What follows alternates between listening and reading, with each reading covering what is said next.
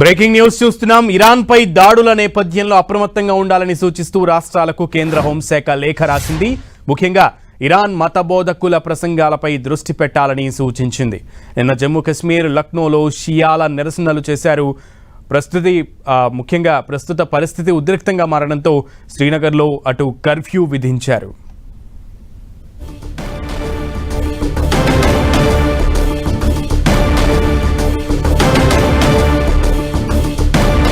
రాష్ట్రాలకు కేంద్ర హోంశాఖ కొన్ని హెచ్చరికలు జారీ చేస్తూ రాష్ట్రాలను అప్రమత్తం చేసింది. ముఖ్యంగా ఇరాన్ మత బోధకుల ప్రసంగాలపై దృష్టి పెట్టాలని సూచించింది. నిన్న జమ్మూ కశ్మీర్ లక్నోలో షియాల నిరసనలు కొనసాగినాయి. అయితే పరిస్థితి ఉద్రిక్తంగా మారడంతో శ్రీనగర్లో అటు కర్ఫ్యూ కొనసాగుతోంది.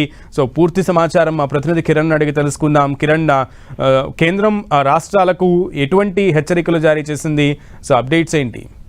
సునీల్, ఇరాన్ ఇజ్రాయెల్ మధ్య ఉద్రిక్తతల నేపథ్యంలో ఇటు భారత ప్రభుత్వం కొన్ని కీలక వ్యాఖ్యలు చేసినట్టుగా మనం చెప్పాల్సి ఉంటుంది. అందుకు సంబంధించి కేంద్ర హోంశాఖ వివిధ రాష్ట్రాలకు సంబంధించి కూడా కొన్ని అలర్ట్స్ జారీ చేసినట్టుగా మనం చెప్పాం. ఎందుకంటే ఇప్పటికే దేశం నుంచి విదేశాలకు, ముఖ్యంగా ఇటు పశ్చిమాసియా దేశాలకు వెళ్లే విమానాలకు సంబంధించి కూడా రద్దు చేసిన నేపథ్యంలో ఇప్పటికే ఇటు ఇరాన్ ఇజ్రాయెల్ యుద్ధానికి సంబంధించి కూడా ఇతర దేశాలు కొంత యుద్ధ వాతావరణం నెలకొనడం, ఇటు ఇజ్రాయెల్ కి మద్దతుగా వివిధ దేశాలు కూడా ఇప్పటికే రంగంలోకి దిగిన నేపథ్యంలో కూడా ముఖ్యంగా ఇరాన్ మత ప్రబోధకులకు సంబంధించి కూడా కొంత ఇండియాలోని వివిధ ప్రాంతాలకు సంబంధించి షియా ముస్లింస్ చాలా ఎక్కువగా ఉంటారు. ఎందుకంటే నిన్న ఇరాన్ సుప్రీం లీడర్ ఖమేనీ హతమైన తర్వాత కూడా దేశవ్యాప్తంగా కొన్ని చోట్ల షియా ముస్లింలు ఎక్కువగా ఉండే ప్రాంతాలకు సంబంధించి కూడా నిరసనలు హోరెత్తిన నేపథ్యంలో నిన్న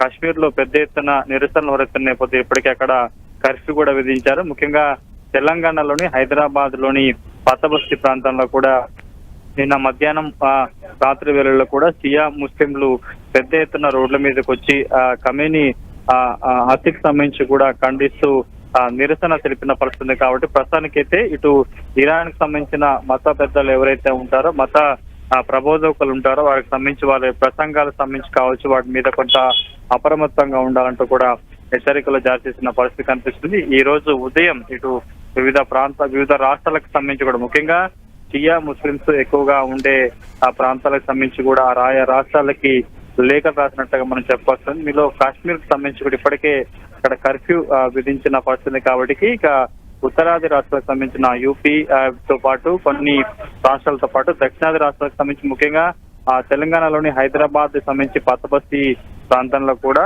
కొన్నేళ్లుగా ఇక్కడ షియా ముస్లింస్ ఉంటున్నారు. కాబట్టి నిన్న ఖమేనీ హత్య నేపథ్యంలో చోటు చేసుకున్న పరిణామాలు కావచ్చు, కొంత వారు చేసిన నిరసన కార్యక్రమాల నేపథ్యంలో కూడా అప్రమత్తంగా నడుస్తుంది. ఇక మరొక వైపు కేంద్రం అలర్ట్స్ జారీ చేసిన నేపథ్యంలో కూడా ఇప్పటికీ పాతబస్తీలోని కొన్ని చోట్ల షియా ముస్లింస్ ఖమేనీ హత్యకు నిరసనగా ఆందోళన చేస్తున్న పరిస్థితి. కాబట్టి ప్రస్తుతానికైతే కొంత అప్రమత్తంగా ఉన్న చెప్పిన పరిస్థితి కనిపిస్తుంది.